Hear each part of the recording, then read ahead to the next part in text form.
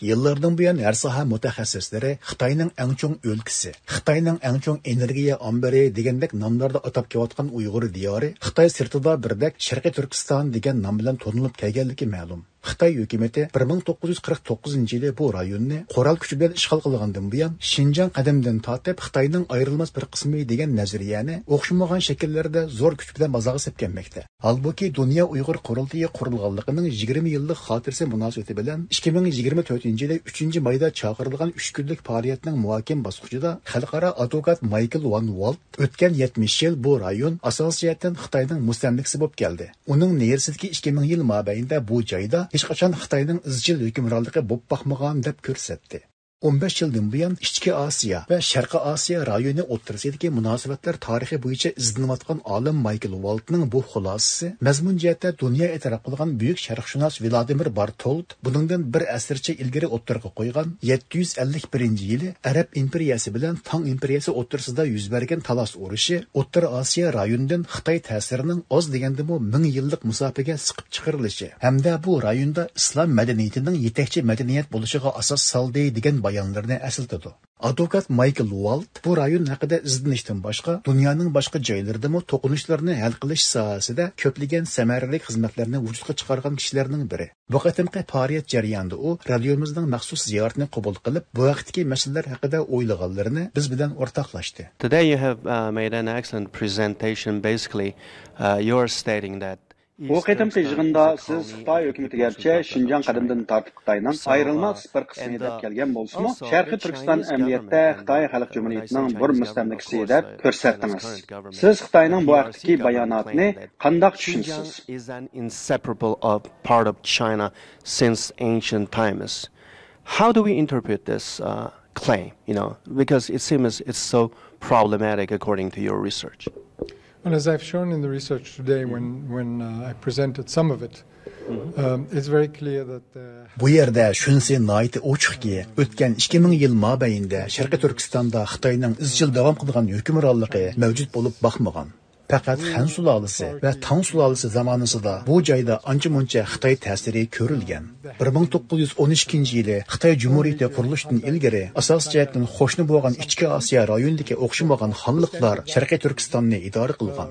Ammo shubhisizki, ularning hech qaysi Xitoy bo'lgan emas. Eastern Turkestan was ruled by various khanats, mainly from neighboring in Asia, but definitely not Han. Xitoy haqida so'z bo'lganda har qachon Xitoy necha ming yildan buyon mavjud bo'lib kelgan. Sulolalar birining keynidan yana biri almashib turgan bo'lsa-mu, bu joyda faqat Xitoy nomli birla davlat bo'lgan deb qaraldi. Sizningcha mushundaq tushunishni to'g'ri deyishga bo'lamdi? Is that correct? No, it isn't. And I think this is what is causing a lot of confusion. On the one hand, what the PRC has done and Yo'q, bu undaq emas. Bu qarash amaliyotda ko'plagan fikr ma'lumotchiligining manbasidir. Xitoy Xalq Jumhuriyati va bundan ilgirki Xitoy Jumhuriyati dal mushu qarashni vujudga chiqargan. Xitoyda bejoyiki Xitoy tarixdagi bir siyosiy davlat yoki hokimiyat sifatida necha ming yillab mavjud bo'lganda Xitoyning davlat tarixi necha ming yilga so'zib sharhlandi. Amaliyotda bu undaq bo'lgani yo'q. Tarixda ko'plagan Xitoy davlatlari, imperiyalari va sulolalari o'tgan. Ammo Xitoylar yolg'iz Xitoy davlatining boshqarishida bo'lib qolmasdan, yana ko'plagan Ichki Osiyo imperiyalarimi Xitoylarga hukmronlik qilgan. Ammo bu hodisalar ular davatgan tarixiy bayonlarda hargizmi e'tirofga erishib boqqan emas.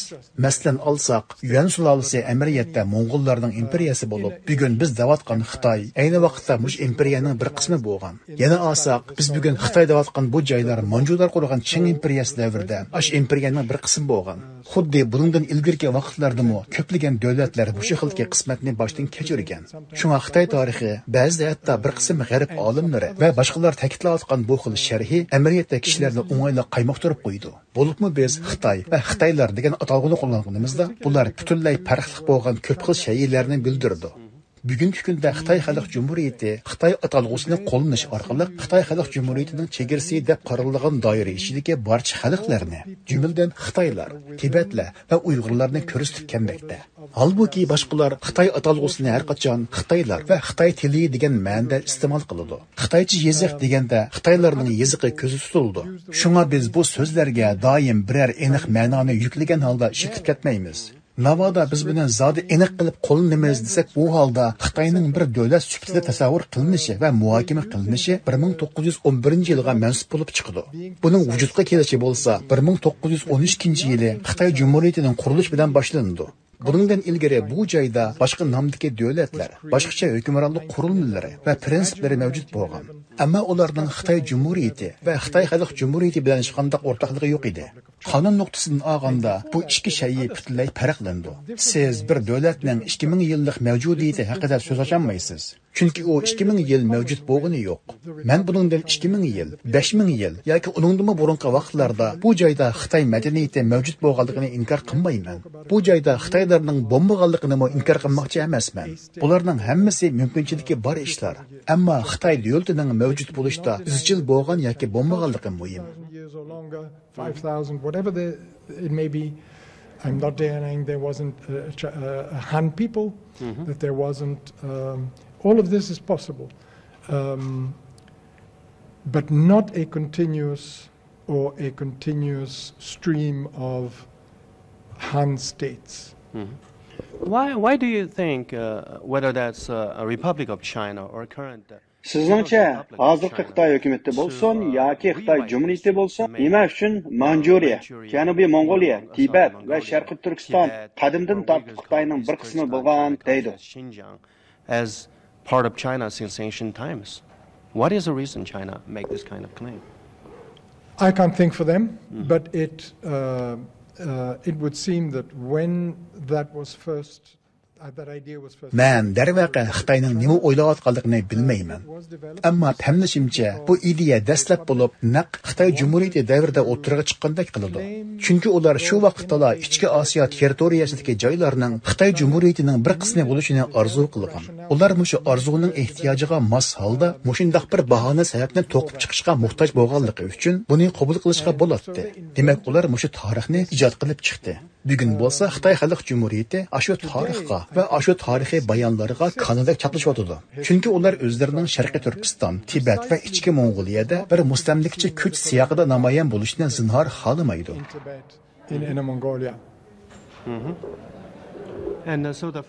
Sizning fikringiz bo'yicha olganda, Xitoy deb atalgan tunji davlat 1912-yili qurilgan. Uningdan ilgari bu joyda boshqa sulolalar va imperiyalar boshqa nomlarda mavjud bo'lgan, hamda siyosiy jihatda Xitoy bilan hech qanday aloqasi bo'lmagan. Shundaqmi? Zhongguo and Zhonghua that is used for the name China or Chinese. Yo'q. Xitoy va Junxua degan so'zlarning Xitoy va Xitoylar degan ma'noda qo'llanilishi bundan ko'p vaqt ilgari boshlangan. Ammo o chaqlarda o so'zlarning ma'nosi boshqacha bo'lgan. Ya'ni bu so'z markaziy davlat degan ma'noda bo'lib, markaziy nuqtadagi yuksak madaniyatli xalqlarning aql, farosat va madaniyat nurlarini boshqa makonlarga xuddi quyosh kabi chetishiga simvol qilingan. Ular birdak madaniyat va makon xarakterli tushunchalar bo'lib, davlatlarning yoki biror mamlakatning nomi bo'lgan emas. Keyincha bu so'zlar uzun mazgil qo'llanilaverib, markaga o'xshash bir nomga aylanib qolgan. Ondan bu so'zlar inglizchadagi China yoki fransuzchadagi China degan so'zlarning tanglashi bo'lib qolgan. Mana bu g'arb xalqining Xitoy haqidagi tushunchasi bo'lib, Yevropaliklar allaqachon xato holda buni izchil davom qilib kelgan Xitoy davlati deb ashundoq bir xiyoliy davlatni tasavvur qilishga odatlanib qolgan. Bu ikki atalg'uni juklab olganda, g'arbliklar yoki Yevropaliklarning buni tushunishi bekli qiyinga tushadi. Chunki bu joyda hech qachon izchil davom qilib kelgan Xitoy davlati mavjud bo'lgan emas. Bundaq bir davlat faqat bizning tasavvurimizda mavjud. It's made it very difficult, especially for Westerners and Europeans, to conceive of the notion that there was not this continuous China, because it already existed in our imagination. So is it like Mundaqcha aytganda, Xitoyning da'vatxonlari xuddi ayni vaqtda Rim imperiyasi ishg'ol qilgan joylarni bugungi kunda Italiya davlatining bir qismi degandek bir gapmi? But there is a distinction. If Italy were to do that, they would claim what the Romans had conquered. Right. what they themselves had conquered in the past. Bu aşınınğa oxşap ketidi. Amma biroz farqi bor. Agar İtaliyaliklar rastilla shundaq deydigan ish bo'lsa, ular Rim imperiyasi bo'ysundirgan va o'zlari keyingi vaqtlarda bo'ysundirgan joylarni degan bo'ladi. Ammo Xitoy Xalq Jumhuriyatining da'vatqanlari bo'lsa, Xitoylar bo'ysundirgan joylarni emas, aksicha Mo'ng'ullar va Manjular bo'ysundirgan joylarni Xitoyning bir qismi deyish bo'lyotdi. Shunga bu mantiqiy jihatdan chek basmaydi.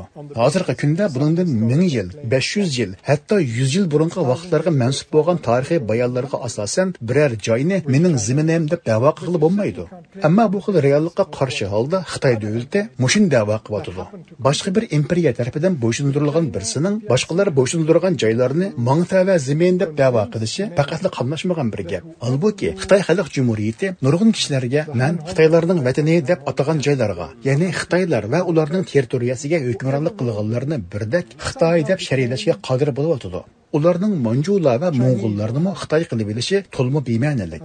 Fakt shuki, Xitoy Xalq Jumhuriyati hozir Chingizxonni Xitoyning ulug' o'g'loni deb atadi. Chingizxon amiriyatda Xitoyni istilo qilgan kishi. U hargizmo Xitoylarning o'g'loni emas, aksicha Mo'ng'ullarning o'g'loni. And I've seen it a number of times. Genghis Khan, a great son of China. This is absurd. Genghis Khan is the one who ordered the conquest of China. Not as a son of China, as a son of the Mongols, of Mongolia. So China is technically exercising. Sizningcha Xitoy hozir Uyg'urlarning vatanida mustamlikchilik bilan shug'ullanib, boyliqlarni talon-taroj qilish va Xitoy ko'chmanlarini bu joyga makonlashtirish bilan shug'ullanyapti. Mundaqcha aytganda, bu Xitoylarning Uyg'urlarni qirg'in qilishidagi muhim sababmi? Against Uyghurs? Yes, it is. It is afraid of losing control over Eastern Turkestan and trying to. Shundaq, dal shundaq. Ular Sharqiy Turkistonni qo'ldan berib qo'yishdan vahima yeyotganligi uchun Sharqiy Turkistondagi Uyg'urlar va boshqa xalq ommasini bostiryotdi. Bu faqat kontrolni tutib turish urinishi xolos. Shi Jinping va uning hukumatı hozir mutlaq kontrolga tashna.